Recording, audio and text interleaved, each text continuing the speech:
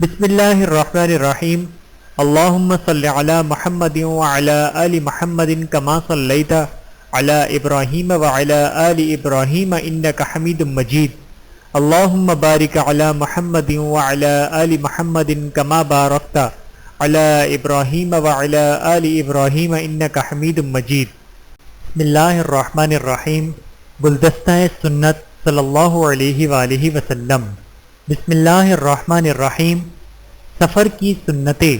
Number 1، جمعرات کے دن صبح کے وقت سفر کرنا۔ نمبر 2، سفر کے لیے نکلنے سے پہلے 2 رکعت نماز پڑھنا۔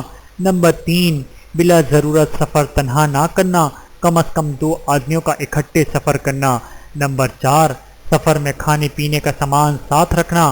نمبر 5، سفر میں کتا اور بجنے والی چیز ساتھ نہ رکھنا۔ وضاحت، کیونکہ ان کی وجہ سے شیطان پیچھے لگ جاتا ہے اور سفر کی برکت ختم ہو جاتی ہے۔ نمبر 6، سفر میں جانے والے کو ان الفاظ میں رخصت کرنا: استعوذ اللہ دینکم و امانتکم و خواتیم اعمالکم۔ ترجمہ: میں اللہ کے سپرد کرتا ہوں آپ کا دین، آپ کی امانت اور آپ کا آخری عمل۔ نمبر 7، شرکائے سفر 2 سے زائد ہوں تو کسی کو امیر سفر بنانا۔ نمبر 8، سفر میں جانے والے سے دعا کی درخواست کرنا۔ نمبر 9، سفر میں بیوی کو ساتھ رکھنا اور 2 سے زائد بیویوں کی صورت میں قرآن اندازی کرنا۔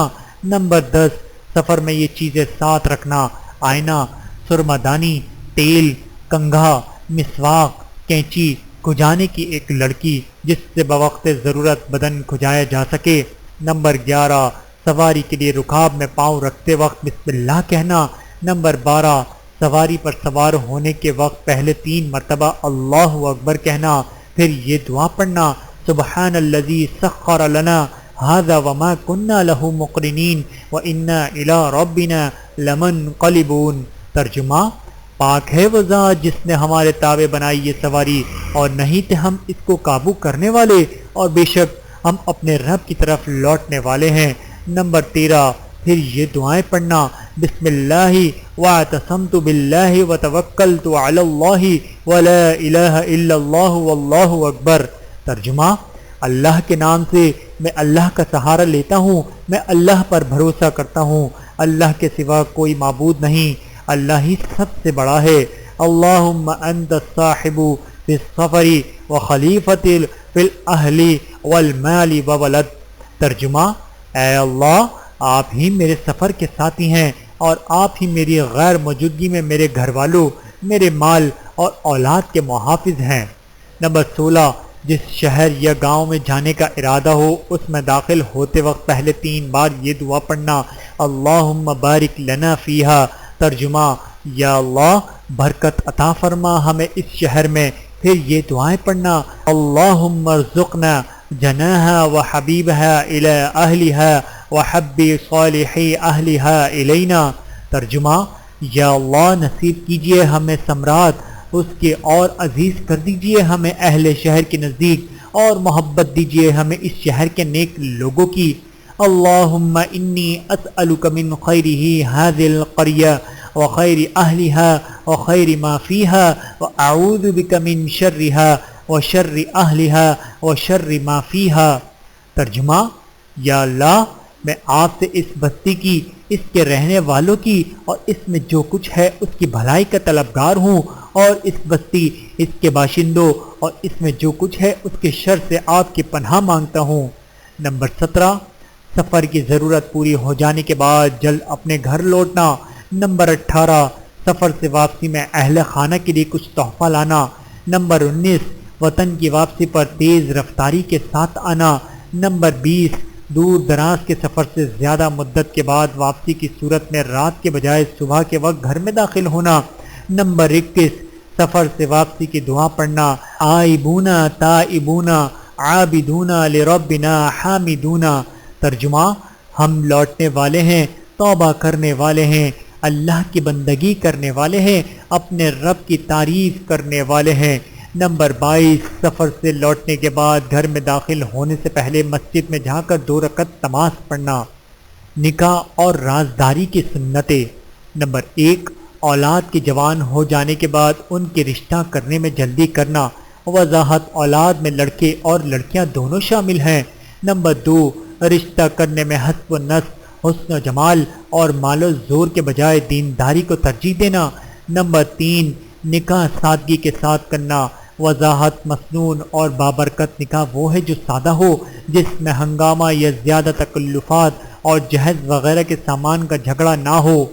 نمبر 4، جمعہ کے دن مسجد میں اور شوال کے مہینے میں نکاح کرنا۔ وضاحت یہ محض مستحب اور پسندیدہ عمل ہے، اس کے علاوہ کسی بھی مقام اور تاریخ میں نکاح کرنا خلاف سنت نہیں۔ نمبر 5، نکاح اعلانیہ اور سر عام کرنا۔ نمبر 6، حسب استطاعت مہر مقرر کرنا۔ نمبر 7، شادی کی پہلی رات بیوی سے تنہائی کے وقت اس کی پیشانی پکڑ کر یہ دعا پڑھنا، اللہم انی اسألک خیرہا وخیر ما جبلتہا علیک واعوذ بک من شرہا وشر ما جبلتہا علیہ۔ ترجمہ، اے اللہ، میں آپ سے اس کی بھلائی اور اس کی عادات و اخلاق کی بھلائی کا سوال کرتا ہوں اور اس اخلاق و عادات کی شر سے آپ کی پناہ مانگتا ہوں۔ نمبر 8، بیوی کے ساتھ ہنسی مذاق اور کھیل کود کرنا۔ نمبر 9، بیوی سے صحبت کے ارادے کے وقت یہ دعا پڑھنا، بسم اللہ اللہم جنبنا الشیطان وجنبنا الشیطان ما رزقتنا۔ ترجمہ، میں اللہ کا نام لے کر یہ کام کرتا ہوں، اے اللہ ہمیں شیطان سے بچائیے اور جو اولاد آپ ہمیں عطا کریں اسے بھی شیطان سے دور رکھیے۔ اور انزال کے وقت دل میں یہ دعا پڑھنا، اللہم لا تجعل للشیطان فیما رزقتنی نصیبا۔ ترجمہ، اے اللہ جو اولاد آپ مجھے عطا کریں اس میں شیطان کا حصہ نہ رکھیے۔ فائدہ، ان دعاؤں کو پڑھ لینے سے جو اولاد ہوگی انشاءاللہ اس کو شیطان کبھی ضرر نہ پہنچا سکے گا۔ نمبر 10، شب عروسی گزارنے کے بعد ولیمے کا کھانا کھلانا۔ وضاحت ولیمے کے لیے ضروری نہیں کہ بڑے پیمانے پر کھانا تیار کر کے کھلایا جائے، تھوڑا کھانا حسب استطاعت تیار کر کے اپنے عزیزوں، رشتہ داروں اور دوستوں وغیرہ کو کھلا دینا بھی سنت ادا کرنے کے لیے کافی ہے۔ حدیث میں ہے، ترجمہ، بہت ہی برا ولیمہ وہ ہے جس میں مالدار لوگوں کو بلایا جائے مگر غربا و مساکین کو نظر انداز کیا جائے۔ بہوالا بخاری شریف، حدیث نمبر 778۔ بچہ پیدا ہونے کے وقت کی سنتیں۔ نمبر 1، جب بچہ پیدا ہو تو اس کے دائیں کان میں اذائیں اور بائیں کان میں اقامت کہنا۔ نمبر 2، جب 7 دن کا ہو جائے تو اس کا کوئی اچھا نام رکھنا۔ وضاحت، حضور اکرم صلی اللہ علیہ وآلہ وسلم کا ارشاد مبارک ہے کہ آدمی اپنے بچے کو سب سے پہلے تحفہ نام کا دیتا ہے، اس لیے چاہیے کہ اچھا نام رکھے۔ ایک دوسری حدیث میں ہے کہ قیامت کے دن تم اپنے آباؤ اجداد یعنی باپ دادا کے ناموں سے پکارے جاؤ گے، لہٰذا اچھے نام رکھو۔ حضرت عبداللہ بن عمر رضی اللہ تعالیٰ عنہ سے روایت ہے کہ رسول اللہ صلی اللہ علیہ وآلہ وسلم نے فرمایا کہ تمہارے ناموں میں سے اللہ جل شانہ کو سب سے زیادہ محبوب اور پسندیدہ نام عبداللہ اور عبد الرحمن ہے۔ ایک حدیث میں فرمایا، یعنی پیغمبروں کے ناموں پر اپنے بچوں کے نام رکھو، بہوالا ابو داود۔ لہٰذا بہتر یہ ہے کہ بچوں کے نام انبیاء کرام، صحابہ کرام اور اولیاء اللہ کے ناموں پر رکھے جائیں۔ شرکیہ نام اور ایسے نام جن کے معنی صحیح نہیں ہرگز نہ رکھے جائیں۔ وضاحت، بعض لوگ عبد الرحمن، عبد الخالق، عبد القدوس جیسے ناموں سے لفظ عبد کو چھوڑ کر صرف رحمان، خالق، قدوس، رزاق اور غفار و قادر وغیرہ کہہ کر پکارتے ہیں۔ اس طرح عبد کا لفظ ہٹا کر اللہ تعالیٰ کے ناموں کے ساتھ دوسروں کو پکارنا ناجائز اور حرام ہے۔ نمبر 3، 7ویں دن عقیقہ کرنا۔ وضاحت، 7ویں دن عقیقہ نہ کر سکیں تو 14ویں دن ورنہ 21ویں دن یا اس کے بعد جب وصیت ہو کر دیں۔ نمبر 4، بچے کا سر مونڈ کر بالوں کے وزن کے برابر چاندی خیرات کرنا۔ نمبر 5، سر مونڈنے کے بعد بچے کے سر میں زعفران یا کوئی سی خوشبو لگانا۔ نمبر 6، لڑکے کے عقیقے میں 2 بکرے یا 2 بکریاں اور لڑکی کے عقیقے کے لیے 1 بکرا یا 1 بکری ذبح کرنا۔ نمبر 7، کسی بزرگ سے چھوارا چبوا کر بچے کے منہ میں ڈالنا یا چٹانا اور برکت کی دعا کرانا۔ وضاحت، اس عمل کو تحریک تبرک کہتے ہیں۔ حضور اکرم صلی اللہ علیہ وآلہ وسلم کے پاس جب بچے لائے جاتے تو آپ صلی اللہ علیہ وآلہ وسلم اسی طرح کرتے تھے۔ حضرت عبداللہ بن زبیر رضی اللہ تعالیٰ عنہ پیدا ہوئے تو ان کی والدہ حضرت اسماء بنت ابی بکر رضی اللہ تعالیٰ عنہ کو آپ صلی اللہ علیہ وآلہ وسلم کے پاس لے گئیں تو آپ نے یہی عمل فرمایا۔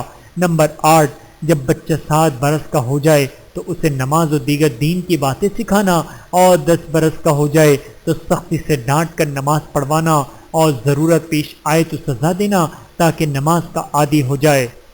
تنبیہ: آج کل لاڈ پیار میں بچوں کو بگاڑا جا رہا ہے، اور یوں کہہ کر اپنے آپ کو تسلی دی جاتی ہے کہ ابھی تو بچہ ہے، بڑا ہو کر صحیح ہو جائے گا۔ یاد رکھنا چاہیے کہ اگر بنیاد ٹیڑھی ہو جائے تو اس پر تعمیر ہونے والی عمارت ٹیڑھی ہی ہوگی، اس لیے ابتدا ہی سے اولاد کو اخلاق حسنہ سے مزین کرنا چاہیے، ورنہ بعد میں پچھتاوا ہوگا۔ ابو داؤد و ترمذی، بخاری و مسلم۔ موت اور اس کے بعد کی سنتیں۔ نمبر 1، جب یہ معلوم ہونے لگے کہ موت کا وقت قریب ہے تو وقت جو لوگ وہاں موجود ہوں اس کا منہ قبلہ کی طرف پھیر دیں اور کلمے کی تلقین کریں، یعنی وہاں موجود لوگ یا ان میں سے کوئی ایک اس کے ایک بار کلمہ پڑھنے تک اونچی آواز سے کلمہ پڑھتے رہیں۔ نمبر 2، جب موت قریب معلوم ہو تو یہ دعا پڑھیں، اللہم اغفر لی وارحمنی والحقنی برفیق الاعلی۔ ترجمہ: اے اللہ مجھے بخش دیجئے اور مجھ پر رحم فرمائیے اور مجھے اوپر والے ساتھیوں میں پہنچا دیجئے۔ نمبر 3، جب روح نکلنے کے آثار محسوس ہوں تو یہ دعا پڑھنا، اللہم اعنی علی غمرات الموت وسکرات الموت۔ ترجمہ: اے اللہ موت کی سختیوں کے موقع پر میری مدد فرما۔ نمبر 4، موت واقع ہو جانے کے بعد اہل تعلق کا یہ دعا پڑھنا، ان للہ و انا الیہ راجعون، اللہم اجرنی فی مصیبتی واخلف لی خیرا منہا۔ ترجمہ: بے شک ہم اللہ کی ہی کے لیے ہیں اور ہم اللہ ہی کی طرف لوٹنے والے ہیں، اے اللہ مجھے میری مصیبت میں اجر دے اور اس کے عوض مجھے اس سے اچھا بدلہ عنایت فرما۔ نمبر 5، روح نکل جانے کے بعد میت کی آنکھیں بند کرنا۔ نمبر 6، میت کو تخت پر رکھنے کے لیے اٹھاتے وقت اور جنازہ اٹھاتے وقت بسم اللہ کہنا۔ نمبر 7، میت کی تدفین میں جلدی کرنا۔ نمبر 8، میت کو قبر میں رکھتے وقت یہ دعا پڑھنا، بسم اللہ وعلی ملت رسول اللہ صلی اللہ علیہ وسلم۔